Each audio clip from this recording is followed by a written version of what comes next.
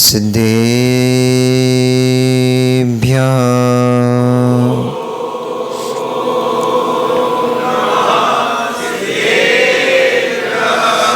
तव सिद्धे नय सिद्धे संयम सिद्धे चरित्र सिद्धेया नाणं निदर्शनं मेया सिद्धे शिरसा नमस्सामि। सिद्धं संपूर्ण भव्यार्थं सिद्धे कारणमुत्तमम् प्रशस्त दर्शन ज्ञान चारित्र प्रतिपादनम् सुरेंद्र मुकुट श्लिष्ट पाद पद्मांशुकेशरम्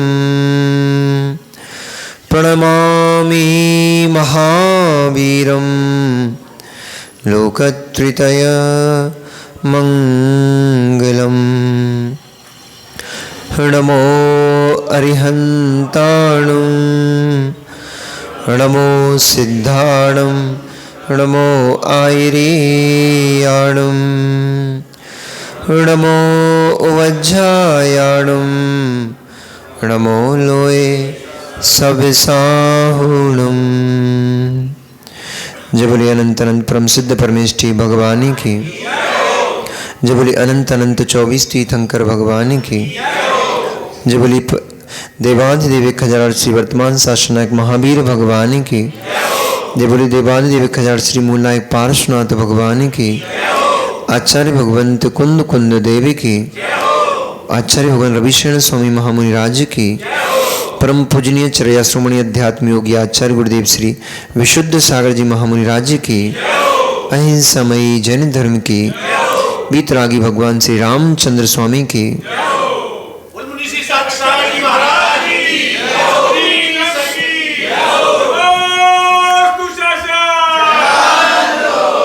मनुष्यों, वर्तमान शासन नायक भगवान वर्धमान स्वामी के शासन काल में हम सभी भव्य जीव यहाँ विराजते हैं।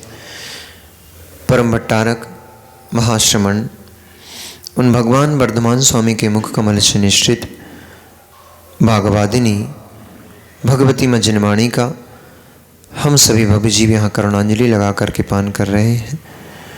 यह भागवादिनी यह भगवती मज्जनवाणी सभी जीवों का कल्याण करे, सभी जीवों का मोक्ष मार्ग प्रशस्त करे। यह संसार एक विशाल समुद्र की भांति और इसमें पड़ा हुआ यह जीव जलचर जीवों की भांति समुद्र में अटकेलियां करते रहता है, घूमते रहता है। जब तक इसको कोई आलंबन नहीं मिलता तब तक यह जीव इस भवसमुद्र को पार नहीं कर पाता। भवसमुद्र के पार करने के लिए आलंबन की आवश्यकता होती है और वह आलंबन धर्म कहा है। इसलिए परमात्म प्रकाश ग्रंथ में आचार्य भगवंत ने बहुत सुंदर एक बात लिखी थी कि धम्मो दीपो, धर्म दीप के समान होता है। जैसे कोई भवसमुद्र में फंसा पड़ा है, कोई व्यक्ति जैसे समुद्र में फंस गया और दूर से यदि उसको कोई दीप दिखाई दे जाता है तो उसकी सांसें वापस चलने लग जाती हैं। उम्मीद की एक किरण जाग जाती है कि चलो अब मेरे प्राण बच जाएंगे। एक द्वीप दिखाई दिया है, कुछ टापू दिखाई दे रहा है, एक स्थान दिखाई दे रहा है जहाँ पर मैं जाकर के, वहाँ कुछ वृक्ष भी हैं, लताएं भी दिख रही हैं, वहाँ जाकर के वृक्षों के फल को खा करके मैं जीवन बचा सकता हूँ। इस पानी से बाहर निकल के मेरी रक्षा हो जाएगी। उसको एक उम्मीद की किरण जाग जाती है। ऐसे ही ये संसार एक विशाल समुद्र की भांति है। इसमें सुख और दुख रूपी लहरों के बीच में यह जीव निरंतर घूमता रहता है, डोलता रहता है।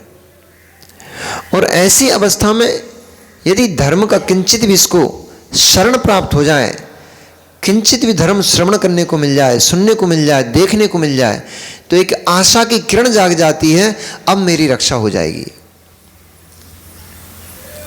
अब मैं इस सुख दुख रूपी संसार से बाहर निकल सकता हूं, क्योंकि मेरे हाथ एक नौका लग गई, एक दीप लग गया। जब तक वह धर्म सहायक नहीं होता, तब तक कितना भी पुरुषार्थ करे ये जीव, कितना भी पुरुषार्थ करे, इस समुद्र से बाहर नहीं निकल सकता। क्योंकि जब तक धर्म नहीं होगा, जब तक सम्यक दर्शन नहीं होगा, तो सम्यक दर्शन के बिना सारा ज्ञान मिथ्या होता है, और सम्यक दर्शन के बिना, धर्म के बिना सारा चारित्र्य मिथ्या होता है। आप देखते हैं बड़े बड़े तपस्वी होते हैं, बड़े बड़े साधु महात्मा देखने को मिलेंगे, फिर भी वे महात्मा, वे साधु संत इस भव समुद्र से पार नहीं हो पाते। कारण सिर्फ इतना सा है कि वे उत्तम धर्म को नहीं जान पाए, वे सम्यक दर्शन को नहीं प्रकट कर पाए, और सम्यक दर्शन के अभाव में सारा ज्ञान मिथ्या, सारा ज्ञान, सारा चारित्र मिथ्या, और मिथ्याचार्य से कभी मोक्ष जाना संभव नहीं है। इसलिए आचार्य भट्टकेर स्वामी ने यहां एक गाथा उद्धृत की मूलाचार्य जी ग्रंथ में। उन्होंने कहा, संयम तब गुणशीला जम नियमादि या जम्मी खेतम ही वड्डंती तम्मी बासो खेते उपसंपया नेया।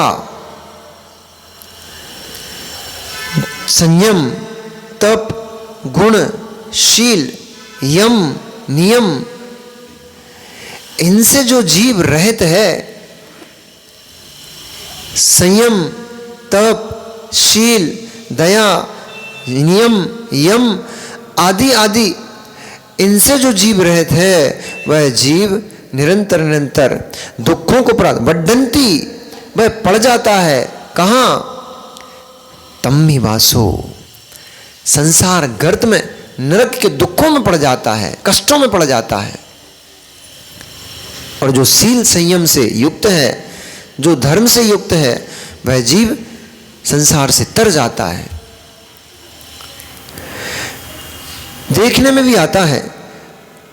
आचार्य भगवंत ने कहा, संगति उनकी करो, वड्डंती, उनके साथ बैठो, उनके साथ रहो जिनमें शील दिखता हो। क्योंकि दीपेश भाई, जिनकी संगति हम करते हैं, परिणाम वैसे ही होते हैं। और ये सब चीज अब तुम बहुत अच्छे से अनुभव कर रहे होगे। जिनके साथ में हम रहते हैं, परिणाम हमारे वैसे ही होते हैं। जिनके बीच उठते बैठते हैं, हमारे भावों की दशा वैसी ही चलती है। संयमियों के साथ उठोगे बैठोगे, संयमियों के साथ रहोगे, तो आपके भावों की दशा संयम में होगी, और असंयमियों के साथ रहोगे तो आपके परिणाम असंयम भूत ही होते हैं। वे तो बिरले जीव होते हैं भैया, बिरले जीव होते हैं। और जिन्होंने पूर्व जन्म में न जाने कितना कितना पुण्य किया है, और वर्तमान पर्याय में भी सुयोग निमित्त मिल गए, वे जीव पाप पंख से भी निकल करके और अपने आप को धर्म में कर लेते हैं। वे तो बड़े महान पुण्यात्मा जीव हैं, सुभट है। आचार्य भगवंत ने सुभट कहा है, उनको सुभट नहीं कहा। आचार्य भगवंत रविशरण स्वामी महाराज ने, पद्म पुराण जी ग्रंथ चल रहा है ना अपना, तो पद्म पुराण जी ग्रंथ में आचार्य भगवंत रविशरण स्वामी महाराज ने लिखा है, बे सुभट सुभट नहीं है, हम उन्हें सुभट नहीं मानते। जो रणभूमि में योद्धाओं की शीश को निकाल कर फेंक देते हैं, वे सुभट नहीं है। बेसिमत नहीं है जो जंघाओं पर पैर रख करके जंघा को जंघा से अलग कर देते हैं, पृथक कर देते हैं, बेसुभट नहीं है। जो शत्रु की भुजाओं को उखाड़ करके फेंक देते हैं, बेसुभट नहीं है। कौन सुभट है? जो स्त्रियों के कटाक्षों से बाधित नहीं होता है, उसका नाम सुभट है।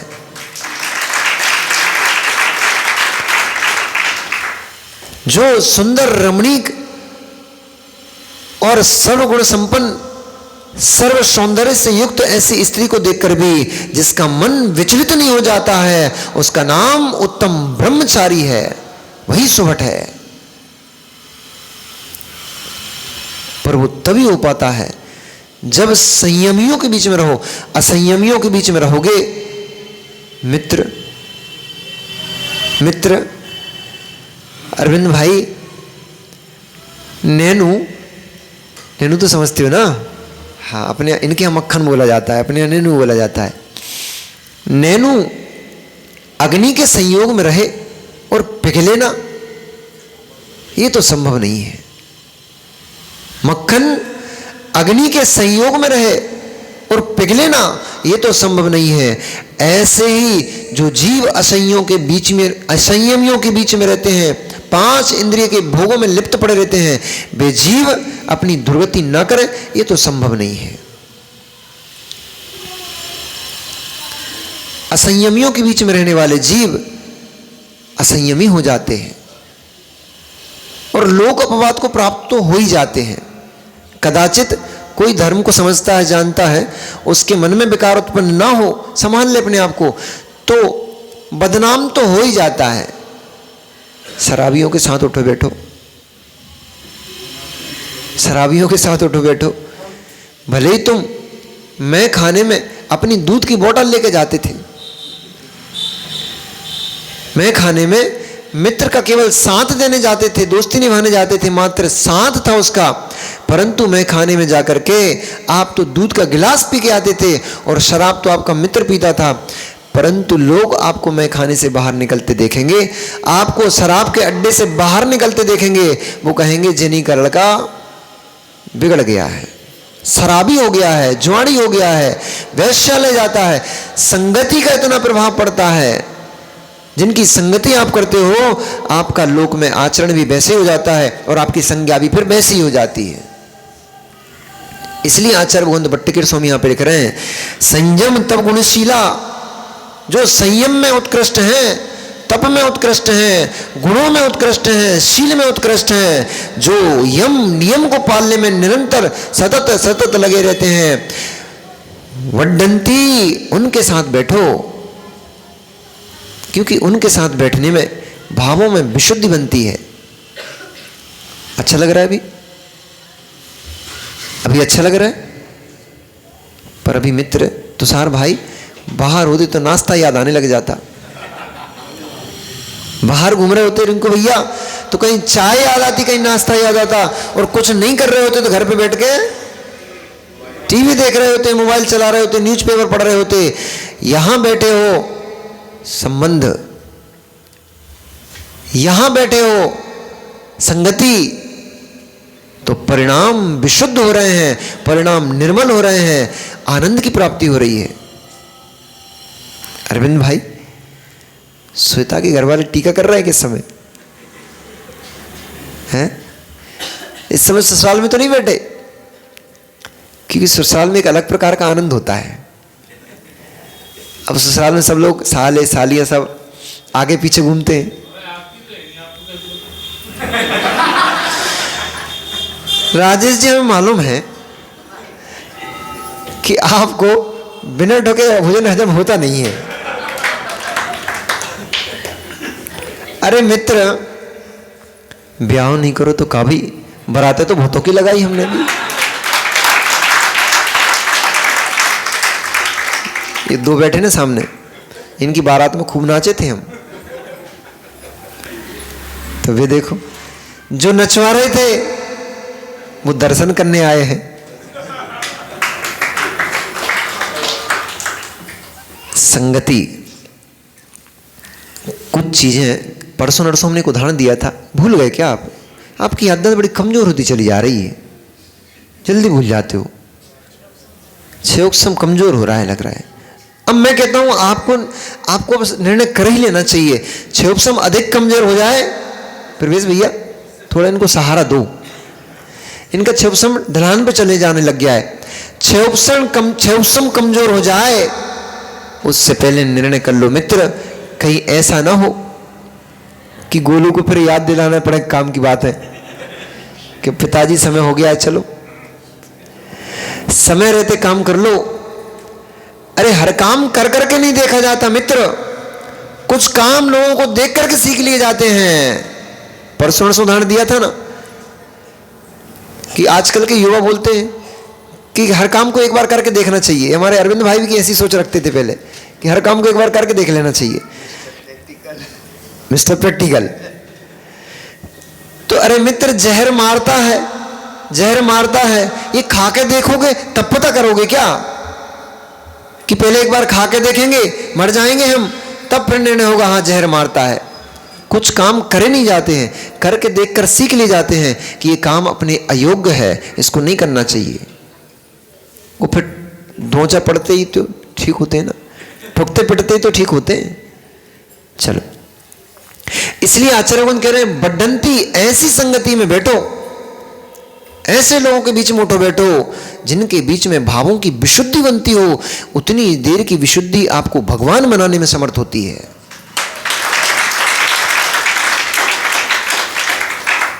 असंयमियों के साथ जो तुम्हारा बरसों वर्षों का संबंध है, क्षण मात्र का संयमियों के साथ का संबंध आपको बरसों वर्षों के जन्मों जन्मों के पाप को धोने में समर्थवान होता है। यह महिमा है संयम की, यह महिमा है तपों की, यह महिमा है शील व्रत की, कि जन्मों जन्मों के बरसों वर्षों के पाप एक श्वास प्रमाण मात्र में बे अंतर ध्यान में लीन मुनिराज, वे शुद्ध आत्मा का चिंतन करते मुनिराज, वे समरसी भाव में लवलीन मुनिराज एक श्वास प्रमाण काल में असंख्यात वर्षों के कर्म निर्जरित कर देते हैं। यह महिमा है संयम की, यह महिमा है सम्यक्त की। इसलिए जब तक उस अवस्था को हम प्राप्त नहीं कर पा रहे, जब तक उस अवस्था को हम प्राप्त नहीं कर पा रहे, जब तक राजेश भैया जब तक मुनि नहीं बन पा रहे, छोड़ के भग नहीं जाना। वे देवी तो फोन करके बुलाएंगे ही तुम्हें, तुम्हारे बिना उनका काम अटक जाता है ना। कहा कि थोड़ी बहुत अब जल्दी होती तुमसे बोल देती है, ए सुनो थोड़ी सी सब्जी पोल दो। और हमारे राजेश भैया इतने अच्छे हैं, वे चक्कू छुलनी लेके बैठ गए। तो कुछ क्या कर रहे भैया? अब कछु नहीं भैया, ब्याह करके आए तो करने तो पड़े। कोई हमें पता है मित्र तुम्हारी कितनी सहयोग की भावना है।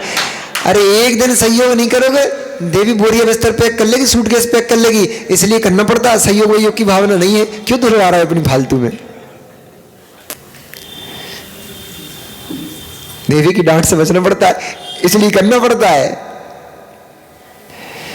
सहयोग की भावना तो अच्छी है, पर मित्र हम तो कहते हैं ऐसी सहयोग की भावना करो, ऐसी सहयोग की भावना करो कि जो यहां सुन के जा रहे हो, देवी आई है क्या?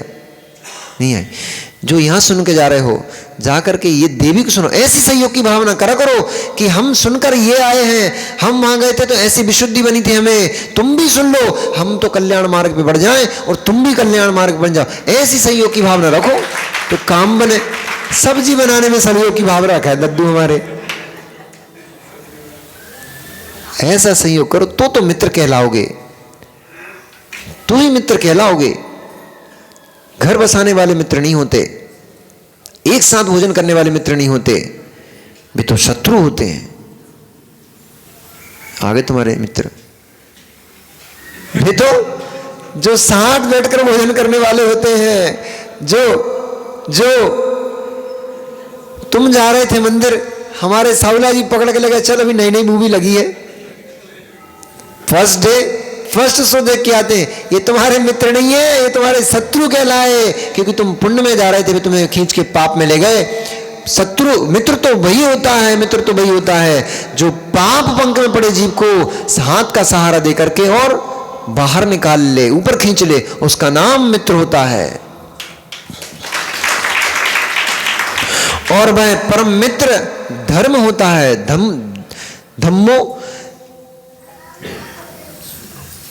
धम्मो देवो नहीं, अरे वो भी नहीं अम्मा, अब छोड़ दो, हमें पे छोड़ दो। वो तो धर्म ही परम मित्र होता है। धम्मो बंधुर, ऐसा कहा है आचार्य भगवंत ने, रत्नकंडक श्रवकाचार्य जी ने कहा, धम्मो बंधुर, धर्म ही बंधु होता है।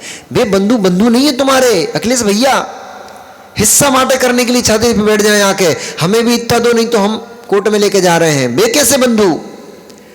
धन छीन ले तुम्हारा, संपत्ति छीन ले, घर छीन ले तुम्हारा, यहां तक कि तुम्हारी पत्नी के ऊपर भी दूरदृष्टि लगा के बैठ जाएं, वे तुम्हारे कैसे बंधु, वे तो तुम्हारे परम शत्रु हैं। बंधु तो वही है जो तुम्हें हाथ का सहारा देकर धर्म के दीप पर बिठा दे, उसका नाम धम्मु बंधु।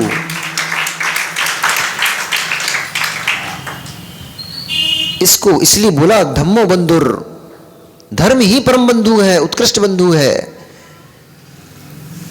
उसकी शरण प्राप्त करो।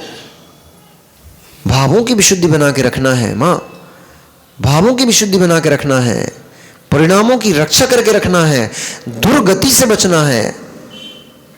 तो संयमियों की संगति करो, असंयमियों की संगति मत करो।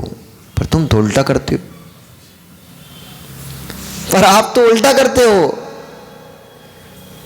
असंयमियों की संगति दिन रात 24 घंटे, और संयमियों की संगति घंटे आधे घंटे, वो भी बड़ी मुश्किल से।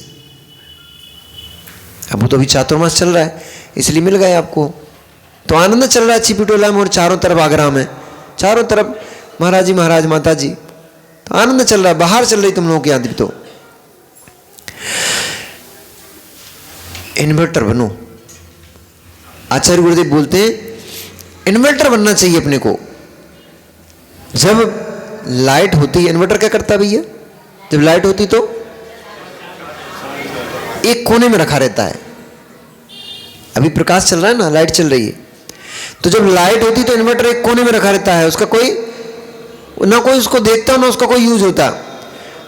परंतु जैसे ही लाइट चली जाती है सबकी नजर कहां जाती है, इन्वर्टर पे। तो इन्वर्टर आए थे मई में, इन्वर्टर आए थे मई में, तो इन्वर्टर चार्ज करके और चले गए। अब लाइट नहीं है तो इन्वर्टर नहीं, डीपी आई थी, डीपी ट्रांसफार्मर, मई में आए थे ट्रांसफार्मर, तो वे इन्वर्टर को चार्ज करके चले गए। अब आपको पकड़ा गया इन्वर्टर, लो भैया इससे काम चलाते रहो। तो जब लाइट नहीं रहती तब इन्वर्टर काम करता है। ऐसे ही मित्र, अभी मुनिराज हैं, अभी सब तरफ बाहर चल रही है, सब तरफ तत्व का उपदेश चल रहा है, अभी भर भर के रख लो। जब इन लाइट चली जाएगी, ट्रांसफार्मर उड़ जाएगा, तो फिर अपना जो सुना हुआ तत्व रूप इन्वर्टर है उसमें से प्रकाश निकालते रहना, ये यादें करते रहना, जो ध्यान कराए थे वो ध्यान याद करते रहना, जो प्रवचन सुने उन प्रवचनों को याद करते रहना, और जो आहार आदि दिए थे उन सब स्थितियों को, उन सभी घटनाओं को याद करते करते अपने परिणामों की विशुद्धि बना के रखना। क्योंकि संयमियों के बीच में रहोगे तो संयमी बनकर रहोगे, और असंयमियों के बीच में रहोगे तो दुर्गति हो जाएगी। कहां बैठना चाहिए, संयम। अभी तो एक ही शब्द लेके चला, तप। जो तप में उत्कृष्ट हैं, जो गुणों में उत्कृष्ट हैं, जो दुर्गुणी हैं, उनके साथ बैठ करके तुम क्या पाओगे? तुम्हारे अंदर भी दुर्गुण आ जाएंगे, और अधिक शक्तिशाली हुआ तो तुम्हें दुर्गुणी बना देगा, साथ में अपवाद फैला देगा। अब देखो सती सीता कहां रह के आई, सती सीता कहां रह के आई? लंका में, रावण के घर में। सती होने पर भी कलंक लग गया, शील सुरक्षित होने पर भी कलंक लग गया, क्योंकि पर पुरुष के घर में रह के आई है। जिसने 3 खंड को विजय कर लिया हो, जिसने इंद्र जैसे महान महान राजाओं को अपना अधीनस्थ कर लिया हो, ये अबला नारी उसके हाथ से कहां तक सुरक्षित रही होगी? शंका, शंका, शंका। बड़े बड़े, जैसे भैया प्रदीप जी, कितनी विशाल महल बनाए आपने, भवन बनाए आपने, मोटे मोटे पिल्लर डाले उसमें, फाउंडेशन बहुत मजबूत किया, लेकिन ऊपर जाकर के और धूप पड़ी तेज, उसमें एक जरा सा क्रैक आ गया। बरसात का पानी रिश्ते रिश्ते घुसते घुसते पूरी बिल्डिंग को जमी दोष कर देता है, नष्ट कर देता है, फाड़ देता है पूरी बिल्डिंग को। रिश्ते रिश्ते वो पानी की बूंदें रिश्ते रिश्ते नष्ट कर देती हैं बिल्डिंग को। ऐसे ही शंका घुस जाए किसी के दिमाग में, फिर तो समझो तुम्हारी सारी विशुद्धि, सारा धर्म सब नष्ट। सारी चीजों का इलाज हो सकता है ब्रह्मांड में। आज तक ऐसी कोई दवाई नहीं बनी जिससे शंका का इलाज हो जाए। एक बार घुस गई फिर तो बड़ा टफ काम है। इसलिए ऐसा कोई कार्य मत करो। अब वहां तो खैर बेचारी ने कुछ भी किया नहीं था, हो गया था। जिसके पाप कर्म का उदय आया, पाप कर्म का ऐसा उदय आया कि कुछ नहीं करते हुए भी लोग अपवाद को प्राप्त हो गई। अभी होने वाली है, अभी पहुंच गई ना अयोध्या वापस, अब होने वाला है लोक अपवाद। एक सामान्य से व्यक्ति ने लोक अपवाद कर दिया। पट्टमहिषी महारानी सीता, पट्टमहिषी अयोध्या की महारानी सीता लोक अपवाद को प्राप्त हो गई गलत संगति से। इसलिए ऐसी संगति में बैठना चाहिए जहां भावों की विशुद्धि बने, क्योंकि संगति भावों के ऊपर बहुत प्रभाव डालती है। जब भरत त्रिलोक मंडन हाथी को नियंत्रित कर, जब भरत त्रिलोक मंडन हाथी को नियंत्रित कर और जब भवन पहुंचे, उनको समाचार सुनाई मिले। कल आपको बताया था ना, कुछ बहुत अच्छा घटने वाला है। क्या घटने वाला है? जैसे ही भरत घर पहुंचे उनको समाचार मिला, कुलभूषण देशभूषण केवली मुनिराज महेंद्रोदय, अयोध्या का जो महेंद्र उद्यान था, उस उद्यान में केवली भगवान पधारे हैं।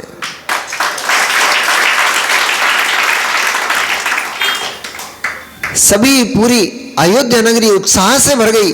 पूरी अयोध्या नगरी में हर्षोल्लास हो गया, दीपावली मनाई जाने लग गई कि आज हमारे नगर में एक नहीं एक मुनिराज मिल जाए। मां अभी देखो चौकों की किसी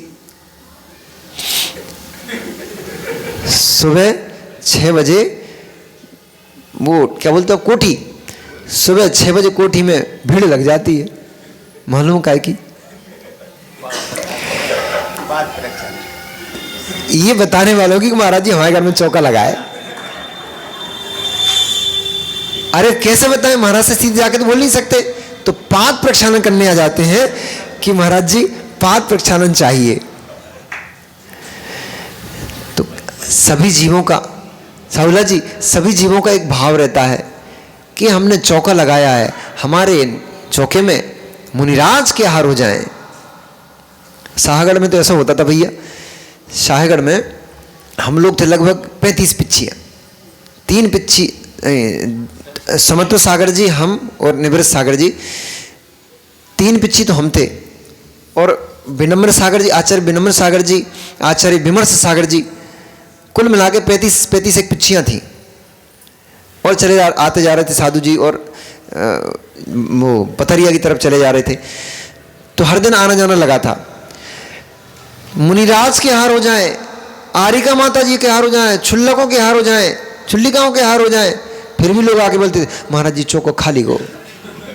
हम लोग को आश्चर्य की बात है, 35 30 पिच्चियां, फिर भी तुम्हारा चौका खाली पड़ा, ऐसे कैसे हो गया? तो बोले हम लोग कोई भी नहीं मिला, ना छुल्लक आए ना आरे, कोई भी नहीं आए।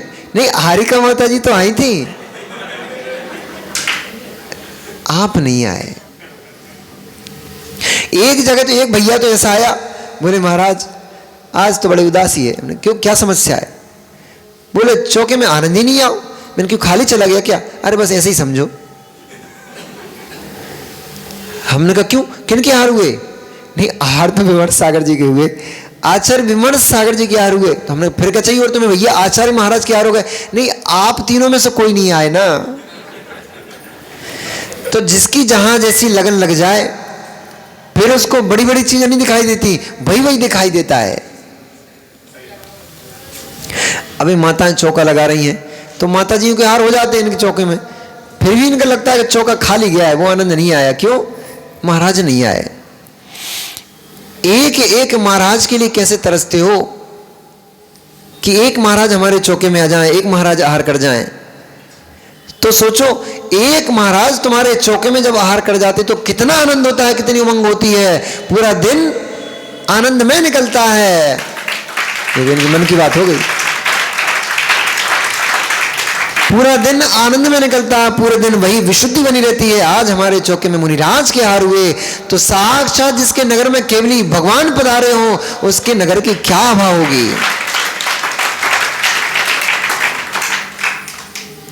नगर के उद्यान में कुलभूषण देशभूषण महामुनिराज केवली भगवान पधारे। सारे उमंग में हर्ष उल्लास का माहौल हो गया और सभी नगरजन और राजा भरत अपनी सारी प्रजा, अपने सारे सामंतों और भाई राम लक्ष्मण के साथ, शत्रुघ्न के साथ, सभी देवियों के साथ, देवी मतलब महारानियों के साथ, वे भगवान जिनेंद्र की पूजन करने के लिए उस उद्यान में अपने हाथी आदि पर बैठ करके वहां पहुंचे। दूर से ही जब भगवान के दर्शन हुए, भगवान के दर्शन होते ही दूर से ही भगवान का जब आभा मंडल दिखाई दिया, वहीं से उन्होंने अपना हाथी का त्याग कर दिया, पालकियों का त्याग कर दिया, रथों का त्याग कर दिया। और हमारे आंसू भैया तो गाड़ी से लटक के आते हैं और लाकर सामने महाराज के बिल्कुल सामने गाड़ी खड़ी करते हैं। उतर जाए तो बड़ी बात है, उतर जाए तो बड़ी बात। आंसू भैया तो ऐसे बोल रहे हो, तुम्हें हमने आलम्बन बनाया है। आंसू नहीं करता, वो तो भगत आदमी है। हाँ, नहीं तो आप सोचो आंसू ऐसा करता है क्या? आंसू ऐसा नहीं करते, आंसू तो बिना ही है। कई लोग ऐसे करते हैं, मोटरसाइकिल से नहीं उतर पाते, स्कूटर से नहीं उतर पाते, वहीं से कर देते नमोस्तु महाराज जी। हम भी कहते चलो कम से कम इतना ही सही, झुक तो कम झुक तो गया, ऐसे तो नहीं गया। कुछ तो ऐसे भी है महाराज को देख के मुंह तरफ करके निकल जाते हैं।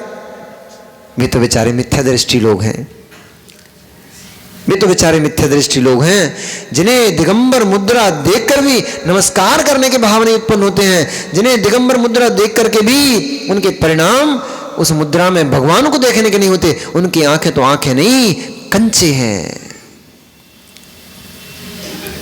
उनके पास हृदय वृदय तो है ही नहीं। हृदय में, हृदय रूप में एक पत्थर की चट्टान रखी हुई उनके अंदर, तो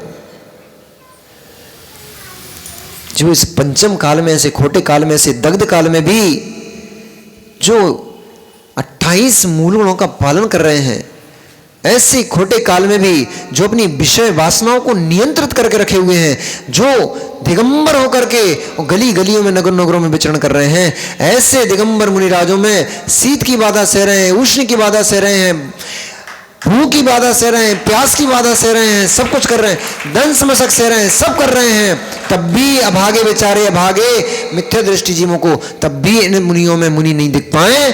तो फिर उनकी आंखें तो आंखें नहीं, खच्चे हैं। खच्चे मतलब समझते हो? खच्चे समझते हो? ए दीपक भाई समझे छू? खच्चे मतलब गड्ढे। उनकी आंखें नहीं, उनके तो भर का है, गड्ढे हैं, कांच की गोलियां हैं, कंचे हैं। ऐसे जीवों पर भी अपन तो करुणा रखते हैं, दया भाव रखते हैं कि बेचारे ऐसे जीवों का कल्याण कैसे होगा, कब कल्याण होगा। इतनी उत्कृष्ट अवस्था, इतनी उत्कृष्ट मुद्रा देख करके पंचम काल में व्रतों का पालन करना उतना कठिन नहीं था भैया।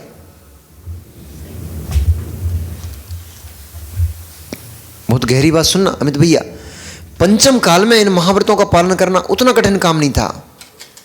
पंचम काल में भावों की विशुद्धि बनाकर रखना उतना कठिन काम नहीं था, क्योंकि तपस्या का साक्षात फल सामने दिखता था। कब बोल रहे हैं हम?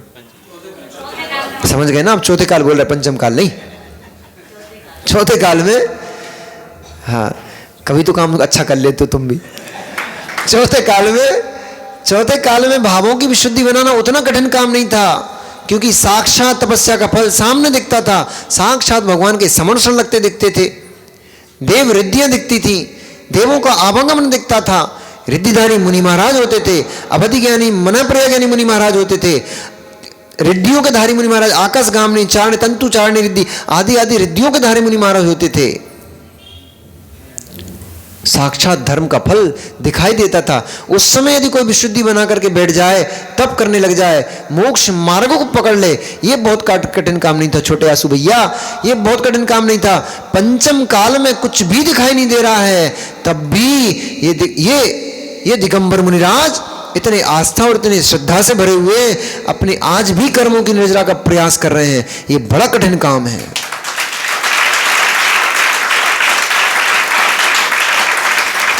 इसलिए 22 परिचयों में लास्ट में रखा है अदर्शन नाम का परिचय। जय सारे परिचय जीतना एक तरफ है, अदर्शन परिचय को जीत पाना बहुत कठिन काम है।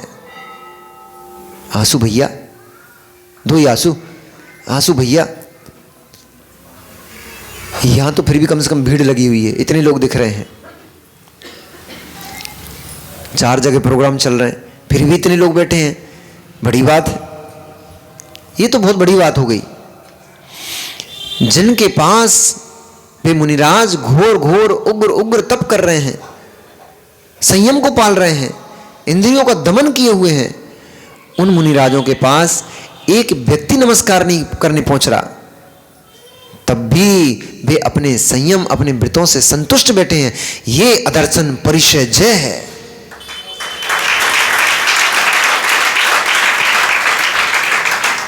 मिथ्या दृष्टियों की यहां भीड़ लगी हुई है, लाखों की ट्रेनें चल रही हैं भर भर के, ट्रेनों में ऊपर लदक लदक जा रहा है मिथ्या दृष्टियों के यहां, लाखों की संख्या बैठी हुई है। सम्यक दृष्टियों के यहां 10 लोग नहीं भटक रहे, तब भी वे अपने व्रतों में संतुष्ट हैं, तब भी वे इस बात को नहीं सोच रहे हमने कौन से पाप करे, हमने क्या कर लिया ये कि दिगंबर मुद्रा धारण कर ली कि कोई आ ही नहीं रहा, इससे तो बेही अच्छे थे कि ऐसे ही कहीं हम बैठे होते बाबा बने तो भीड़ तो लगी होती। ऐसा चिंतन नहीं करते, इसका नाम अदर्शन परिचय जय है। उनको पता है, उनको पता है डायमंड के शोरूम में भीड़ नहीं होती, पान के ठेले पे चाय की गुमटियों पे भीड़ मिलेगी, डायमंड के सोने चांदी की डायमंड की दुकानों पे, सोने चांदी की भी दुकान पे फिर थोड़ी बहुत मिल जाती। डायमंड के शोरूम में भीड़ नहीं होती। डायमंड के शोरूम में और ठेले वाला महीने भर साल भर चलाएगा, डायमंड की दुकान वाला एक डायमंड बेच देगा, ज्यादा कमा ले जाएगा। ऐसे ही सम्यक दर्शन बहुत गहरी वस्तु है। ये पान के ठेले और चाय के ठेलों पे मिलने वाली नहीं है, ये डायमंड के शोरूम जैसी वस्तु है। कम ही लोग समझ पाएंगे, कम ही पहुंच पाएंगे।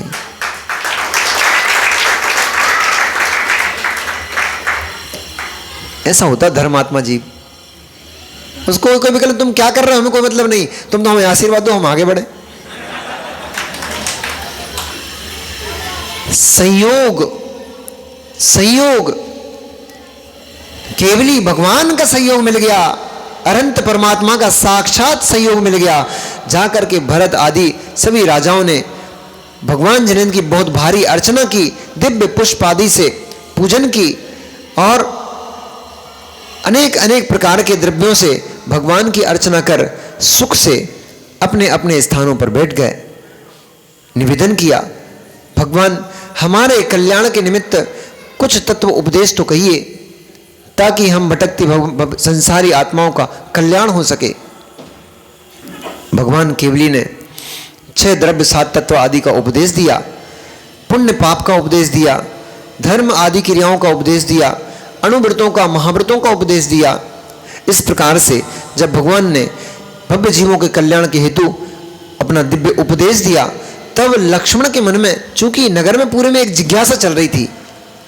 अब राजेश जी आपकी बारी, ये बताओ वो जिज्ञासा क्या चल रही थी?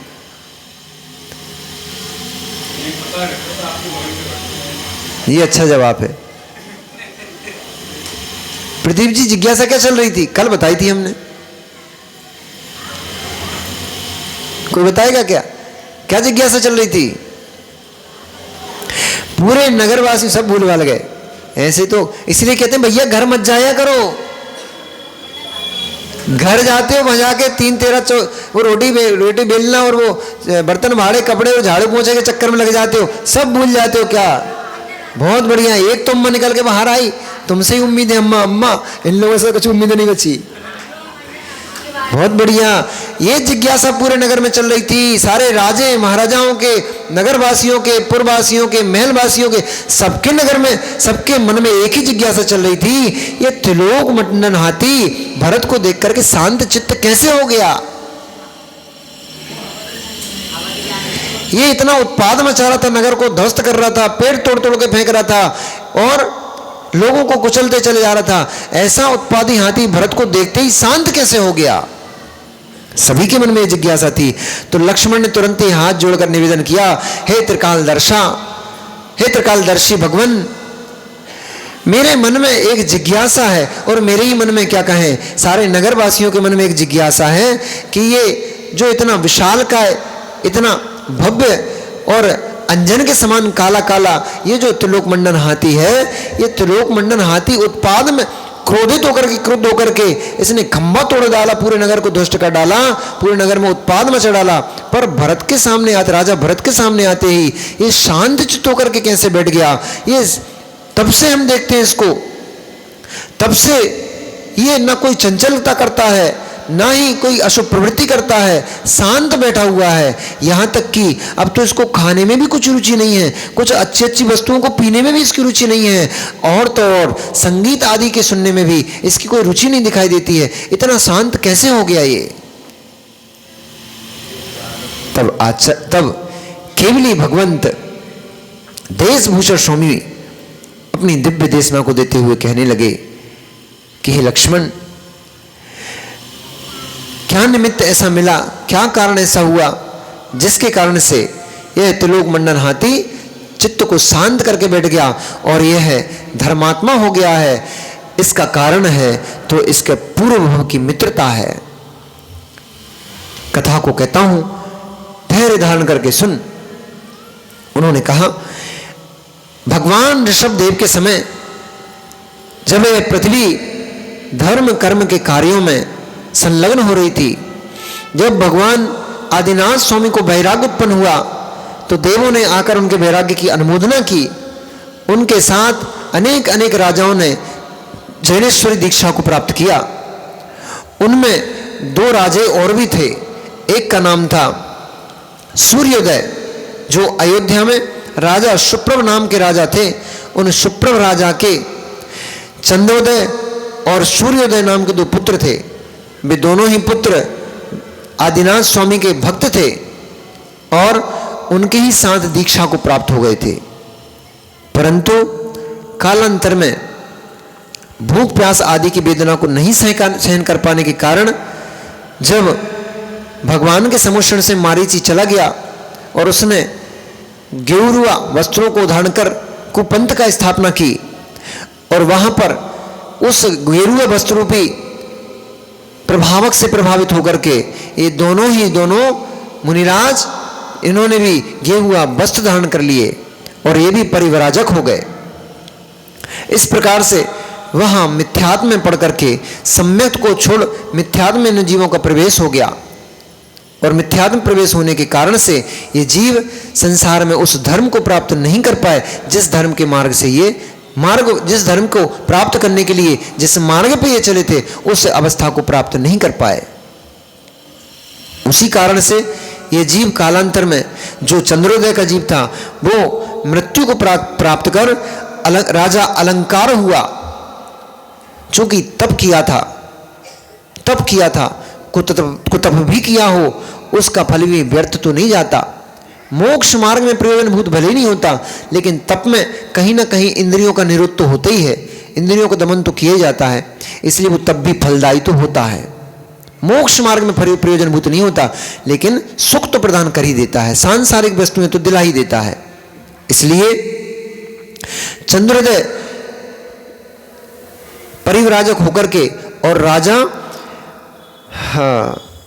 कुलंकर नाम का राजा हुआ। उसी नगर में उस राजा के नगर में एक विद्वान हुआ था, वो उसका नाम श्रुतिरति था, जो कि सूर्योदय का जीव था।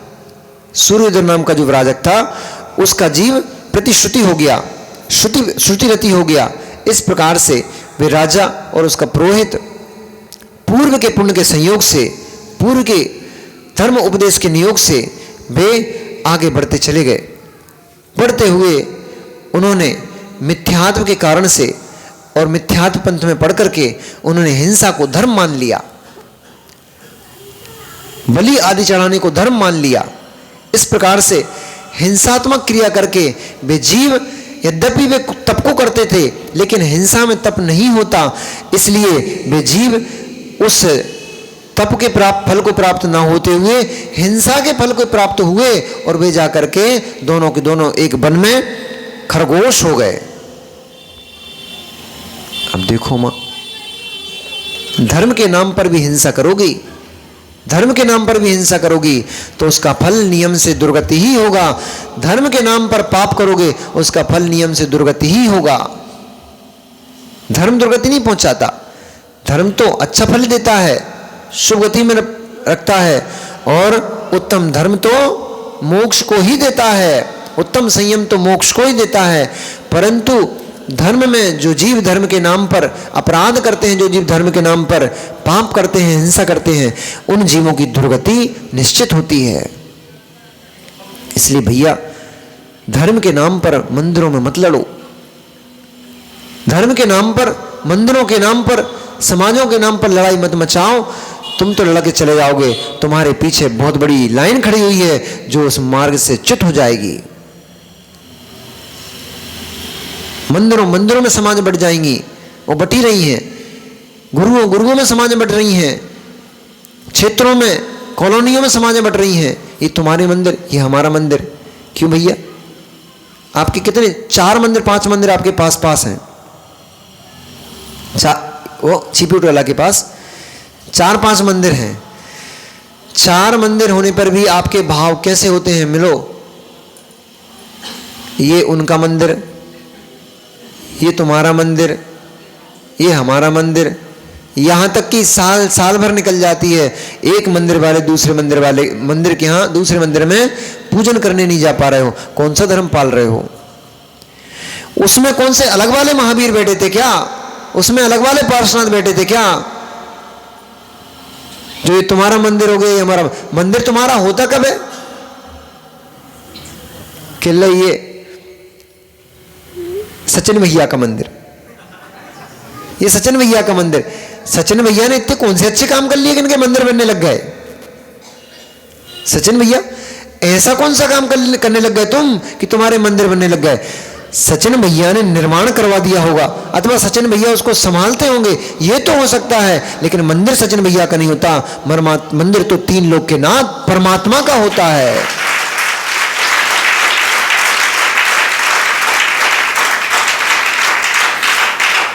हम लोग तो ऐसा नहीं करते थे। ए नितिन भाई, अपन ऐसा करते थे क्या? हम लोग तो ऐसा नहीं करते थे। एक और आया भाई, आज तो मित्रों की बाहर लगी हुई है। ये हमारे युवा मंडल का सरताज था, सरदार मतलब अध्यक्ष थे। हम लोग ऐसा नहीं करते थे। पर्यूषण में भी हम लोग 3 सेट मंदिर में आरती करते थे, तो फिर जाकर के कभी साकेत नगर में, तो कभी किसी दूसरे मंदिर में, तो कभी दूसरे नगर मंदिर में, कॉलोनी जाकर के वहां आरतियां करके आते थे, भक्तांबर के पाठ करके आते थे। हम लोगों का प्रयास तो यही रहता था, ये किसी के दिमाग में ना आ पाए कि ये युवा मंडल 3 सेट का है कि कहां का है। और यहां तक कि भोपाल नहीं, भोपाल के बाहर जाकर भी हम तो भक्तियां करके आते थे, खूब भक्तांबर के पाठ और विधान करवा के आते थे। मंदिर परमात्मा का होता है, मंदिर भगवान का होता है। मंदिर तुम्हारा और हमारा कब से होने लग गया? साधु कोई के नहीं होते, भी तुम्हारे महाराज जी, उनकी माता जी ऐसा तो नहीं करते। आरसमती माता जी, कौन सी कॉलोनी? ईदगाह की माता जी, आरसमती माता जी, और छिपीटोला के महाराज साक्षी सागर महाराज। काली बाजार ऐसा करते हो क्या? अरे महाराज कहूं के नहीं होते भैया, वे लाइन लगा के चिल्ला रहे हैं, चलो महाराज, चलो महाराज, छिपीटोला उदास हो गई ये नगरी, चलो महाराज। महाराज कह रहे अभी तो हम ईदगाह के हैं। महाराज कहूं के नहीं होते भैया, और महाराज कहूं के हो जाएंगे तो कहूं के नहीं बचेंगे। जो महाराज 13 पंथी हो गए वे कहीं के नहीं बचेंगे, जो महाराज 20 पंथी हो गए वे कहीं के नहीं बचेंगे, जो महाराज मंदिरों के हो गए, धर्मशालाओं के हो गए, वे महाराज कहीं के नहीं बचेंगे। क्योंकि महाराज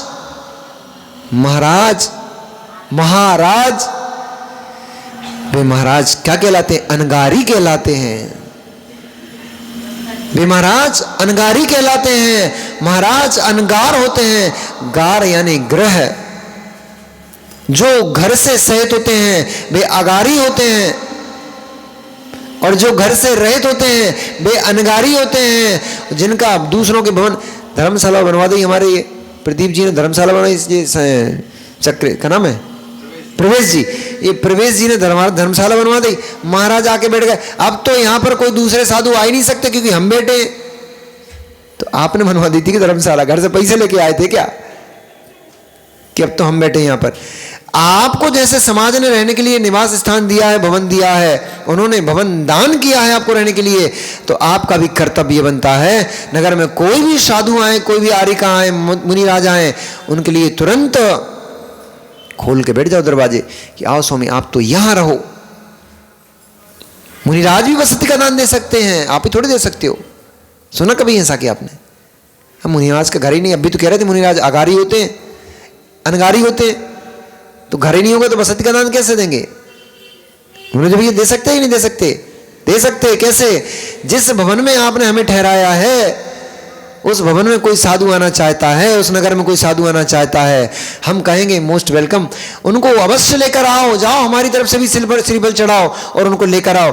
हम तीनों महाराज दूसरे कमरे में शिफ्ट हो जाते हैं, महाराज आप आओ यहां निवास करो, यहां रहो आप। ये मुनियों का धर्म है, ये मुनियों का धर्म नहीं है। इस कॉलोनी जब तक हम बैठे तब तक दूसरे को बोला मत लेना, ये मुनियों का धर्म नहीं है, ये आर्यिकाओं का धर्म नहीं है, ये दिगंबरों का धर्म नहीं है, ये धर्म ही नहीं है,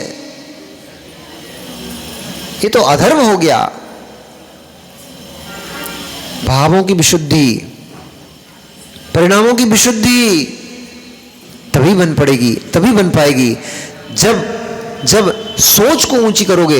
जब तक सोच तुम्हारी कॉलोनी में बटी रहेगी, जब तक सोच तुम्हारी संप्रदायों में बटी रहेगी, हम जयसवाल, हम पोरबाल, हम फलाने, हम डिकाने, हम कौन कौन होते, हम बहुत सारे होते हैं, गोला लारे, गोल सिंगारे, तो ये सिंगारे, वो सुपारी, पता नहीं कौन कौन से होते हैं। इनमें जब तक फंसे रहोगे, जब तक तुम्हारी सोच इनसे बाहर निकल पाएगी, तब तक तुम धर्म को नहीं प्राप्त कर पाओगे, नहीं प्राप्त कर पाओगे। और यदि मुनि बनकर अपने आप को 13पंथी और 20पंथी देखते रहे, मुनि बनकर के अपने आप को इस ग्रुप का उस ग्रुप को देखते रहे, तो भी तुम्हारा कल्याण नहीं हो पाएगा।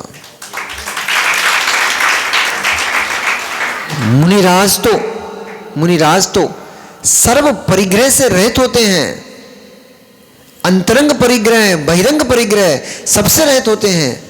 बहिरंग परिग्रह तो आपने सब सुना होगा, सुने ना? कौन से होते बहिरंग परिग्रह? क्षेत्र वास्तु, हिरण्य स्वर्ण, धन धान, दासी दास, कुप भांड, ये 10 प्रकार का बहिरंग। बहिरंग तो थोड़ा सा 10 है, अंतरंग परिग्रह 14 प्रकार का है। 4 कषाय, 9 कषाय, कितने हो गए? 9 और 4 और मिथ्यात्व सबसे बड़ा, ये अंतरंग का परिग्रह है। इसको लाद कर बैठे रहोगे, ये कषाय हैं। क्रोध कषाय, मान कषाय, माया कषाय, लोभ कषाय, हास्य, अरति, अरति आप किसी को नहीं घुसने दोगे, अरति, शोक, भय, जुगुप्सा, स्त्री वेद, पुरुष वेद, नपुंसक वेद, ये 9 कषाय हैं। मिथ्यात्व, ये 14 प्रकार का अंतरंग परिग्रह है। इन बहिरंग और अंतरंग परिग्रह से जब तक बाहर नहीं निकलोगे, तुम चाहे श्रावक बने रहो, चाहे मुनि बने रहो, जब तक इनसे बाहर नहीं निकल पाओगे, तब तक 3 काल में कल्याण होना संभव नहीं है। देखते रहो भेद, देखते रहो भेद। जब तक भेद देखोगे तब तक अभेद को प्राप्त नहीं कर पाओगे, और जब तक भेद नहीं देखोगे तब तक अभेद को प्राप्त नहीं कर पाओगे। मिलूंगा किसी दिन, भेद और अभेद पर चर्चा करते हैं। मैं भरत आदि सभी ने बहुत दिव्य अर्चना की, पूजन की, भगवान का नियोग मिला, भैया भगवान का संयोग मिला है। दिव्य अर्चना पूजन आदि करके जब लक्ष्मण ने प्रश्न किया, तब केवल भगवान ने कथा को कहना शुरू किया। इस प्रकार से वह मिथ्यात्व के संयोग से, संयोग क्या करा रहा है देखो, एक तरफ संयोग वैराग्य को उत्पन्न कर रहा है भरत के अंदर, और दूसरी तरफ संयोग देखो, मिथ्यात्व के संयोग से परिव्राजक बन गए, मिथ्यात्व के संयोग से वे जीव खरगोश पर्याय को प्राप्त हो गए, तपस्वी होते हुए जाकर के जंगल में खरगोश हो गए। उन खरगोशों को किसी जानवर ने खा लिया, तो दोनों ही पुनः मर करके और चूहा बन गए। चूहे को फिर मार दिया मार्जर ने, बिल्ली ने, तो पुनः सिंह बन गए। सिंह की पर्याय में पाप किया, हिरण बन गए। इस प्रकार से त्रियंच गतियों में नाना नाना पार पर नाना पर्यायों को भोगते भोगते भोगते भोगते बहुत सारे जन्म उन्होंने ऐसी त्रियंच अवस्थाओं में एक दूसरे को मारते खाते निकाल दिया। कभी किसी पर्याय में पहुंच जाते, कभी किसी पर्याय में पहुंच जाते। सबल जानवर निर्बल जानवर को मार मार के खा जाते थे। ऐसे कई कई बार, एक बार नहीं। देखो तो केवल आंख बंद करके इस दृश्य को देख लो कि मैं हिरण बना। ध्यान अलग से थोड़ी करना पड़ता है। ध्यान अलग से करने की वस्तु नहीं है। यही सामने सोचने बैठ जाओ कि मैं हिरण की पर्याय में हूं, घास खाने के लिए, पानी पीने के लिए सरोवर के किनारे पहुंचा था। सिंह ने आकर झपट्टा मार दिया, सिंह के पंजों के बीच में पड़ा मैं। अब अंतिम सांसें गिन रहा हूं। वह शरीर मेरे शरीर को नोच नोच के खाया जा रहा है और मैं उस वेदना का प्रतिकार भी नहीं कर पा रहा हूं, छटपटा रहा हूं, प्राण बचाने के प्रयास कर रहा हूं, लेकिन उसके पंजों से मुझे कौन बचा पाएगा। देखो अपने आप की ऐसी स्थिति। देखते नहीं हो इसलिए तो धर्म को प्राप्त नहीं हो पा रहे हो, क्योंकि इन स्थितियों को देखते नहीं हो। अभी तो आप मस्ती में जी रहे हो, आनंद में जी रहे हो, सब सुविधाएं हैं तो सुविधाओं में जी रहे हो। आपको पता ही नहीं धर्म क्या है। वे जीव दोनों भाई नाना गतियों में नाना पर्यायों में बेचारे ऐसे अनेक अनेक असहाय वेदना को सहन करते करते किसी पुण्य के नियोग से हिरण बन गए। वो हिरण सिंह के पंजों में फंसा पड़ा था। भाग्य की बात कि भाग्य से वहां से चक्रवर्ती नहीं, नारायण स्वयंभूति निकल पड़ा। स्वयंभूति नाम का जो नारायण था वो वहां से भगवान की वंदना के लिए निकला था और उसने सिंह के पंजों में फंसे हुए उन दोनों हिरणों को देख लिया। सिंह को भगाकर उन हिरणों की रक्षा कर वो अपने उसको साथ में ले गया। भाग्य बदलना होता है तो ऐसे ऐसे निमित्त जुड़ जाते हैं। पर्याय जीव की बदलना होती है, भवितव्यता जीव की निकट आ जाती है तो ऐसे ऐसे निमित्त मिल जाते हैं। और नहीं तो साक्षात आदिनाथ समझा रहे थे तब कुछ नहीं समझ में आ रहा था। नियोग बन गया। हिरणों को लेकर के वो चला गया कहां? नारायण भगवान जिनेंद्र के दर्शन करने। वहां भगवान के उपदेश भगवान जिनेंद्र ने उपदेश दिया। उस उपदेश के कुछ शब्द उन हिरणों के कानों में पड़ गए। उन शब्दों को सुनकर के उनके परिणाम शांत हो गए। उनके परिणाम शांत होने से बे मरणासन हिरण धर्मात्मा हो गए। धर्म का संचार हो गया। वहां उनने कोई पूजन नहीं की थी, उनने व्रत नहीं पाले थे, उपवास नहीं किया था, माला नहीं किए थे, कुछ भी नहीं किया था। मात्र परिणामों में शांति लेकर आ गए थे। शांत परिणामों से मरण करके वे जीव दोनों जाकर के एक तो हो गया देव, एक तो जाकर के स्वर्ग में देव हो गया और दूसरा जाकर के पोदनपुर नाम के नगर में अग्निमुख नाम का एक ब्राह्मण था। उस ब्राह्मण के यहां मृदुमती नाम का बालक हो गया। वह मृदुमती पूर्व के धर्म के संस्कार के वशीभूत धर्मात्मा था और धर्म के संस्कार के कारण से उसके अंदर वैराग्य की उत्पत्ति हुई। जब वो बड़ा हुआ और बड़ा होकर के उसने दिगंबर मुनिराज का पद धारण कर लिया, मुनिराज हो गया। जैनेश्वरी दीक्षा लेकर जब मुनिराज हो गया तब नाना स्थानों पर नाना पर्वतों पर वह रहता था, तप करता था। तप करते हुए एक दिन वह बसंत डामर नाम का दुर्गगिरी नाम के पर्वत पर पहुंच गया। अच्छा, बीच में एक चीज अटक गई, अभी मुनि नहीं हुआ है। उसकी लत बुरी लग गई थी। किसकी? मृदुमती की। ब्राह्मण पुत्र था लेकिन गलत संगति में पड़कर उसकी लत चोरी की लग गई थी। तो एक दिन वह बसंत डामर नाम का एक नगर था, नंदीवर्धन नाम के उसमें राजा रहते थे। वे नंदीवर्धन राजा की जो रानी थी उसके कानों में बड़े सुंदर कुंडल थे और जो मृदुमती था वो एक वेश्या के प्रेम प्रसंग में पड़ गया था। उसको प्रसन्न करने के लिए, वेश्या की नजर उस रानी के कुंडलों पर थी, तो उसको प्रसन्न करने के लिए वो चोरी करने के लिए राजा के महल में घुस गया। राजा वैराग्य को प्राप्त हो रहा था। वह उसी दिन भगवान के मुख से तत्व का उपदेश सुनकर आया था, इसलिए वह वैराग्य से भरा हुआ राजा अपनी रानी से कह रहा था, देखो तुम मुझसे ममत्व को छोड़ो, क्योंकि संसार में हमने सब सुख भोग लिए पर हमें कुछ भी प्राप्त नहीं हुआ। अब मैं वैराग्य को धारण करता हूँ। ये संसार के भोग ये भले नहीं हैं, ये कष्ट देने वाले होते हैं, ये संसार में भटकाने वाले होते हैं और ये हमें नाना गतियों में भटकने वाले होते हैं, इसलिए इनसे मुझे विरक्ति होती है और मैं दीक्षा लेना चाहता हूँ। ऐसे शब्दों को सुनकर उसका पूर्व का भगवान का सुना हुआ तत्व उसके स्मरण में आ गया और स्मरण में आते ही उसको वैराग्य हो गया। किसको? किसको? मृदुमती को। वो वैराग्य हो गया, वो चोरी को छोड़ वहीं से चला गया और जाकर के उसने दिगंबरी दीक्षा धारण कर ली, मुनिराज हो गया, चोर मुनिराज बन गया, चोर मुनिराज बन गया। तुम देखोगे चोर है चोर है चोर है, तुम चोरी देखते रह गए, अभी भी तुम अंजन चोर करते रहते हो। अंजन चोर तो केवली हो गया, तुम अभी भी चिल्लाते रहते हो अंजन चोर अंजन चोर। चोर चोरी तज करके भगवान हो गया, तुम वहीं बैठे हो अभी। कणो छू वे मृदुमती मुनिराज नाना पर्वतों नाना स्थानों पर भ्रमण करते हुए एक दिन एक ऐसे पर्वत पर पहुंचे जिसका नाम दुर्गगिरी था और उसमें गुण निधि नाम के एक मुनिराज थे जो मासोपवासी थे, मास का उपवास करते थे। उनकी पूजन करने के लिए, वंदना करने के लिए स्वर्ग से देवता आते थे।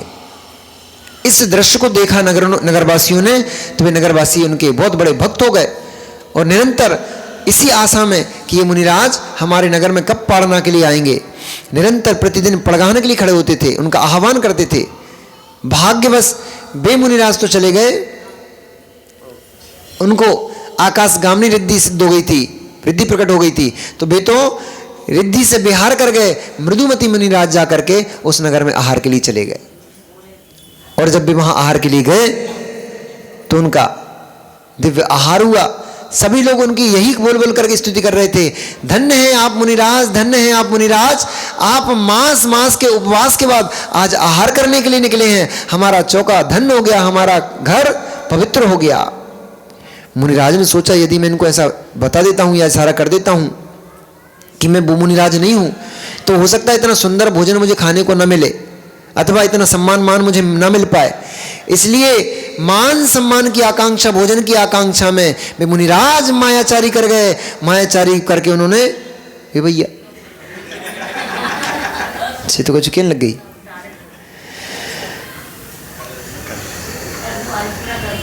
कर दें? ठीक है। तो वे मुनिराज मायाचारी के प्रभाव से मायाचारी करके वहां पर वे मुनिराज उनको कुछ नहीं बताने के कारण से, परंतु मुनि तो थे, इसलिए उस समय तो उन्होंने मुनि पद के कारण से देव आयु का बंध किया। लेकिन जो मायाचारी के संस्कार उनके अंदर पड़ गए थे, उन संस्कारों से वे देव पर्याय से च्युत होकर के, देव पर्याय को पूर्ण करके फिर वे त्रिलोक मंडल नाम के हाथी रावण के यहाँ उत्पन्न हुए, एक वन में उत्पन्न हुए। तो फिर रावण उनको पकड़ के ले गया था। तो वे ही मृदुमती मुनिराज मायाचारी के प्रभाव से त्रिलोक मंडन हाथी बने हैं। पूर्व पर्यायों में ये सूर्य और सूर्योदय चंद्रोदय दोनों भाई थे, तो वो सूर्योदय का जीव त्रिलोक मंडन हाथी बना है और चंद्रोदय का जीव स्वर्ग से च्युत होकर के राजा भरत हुआ है।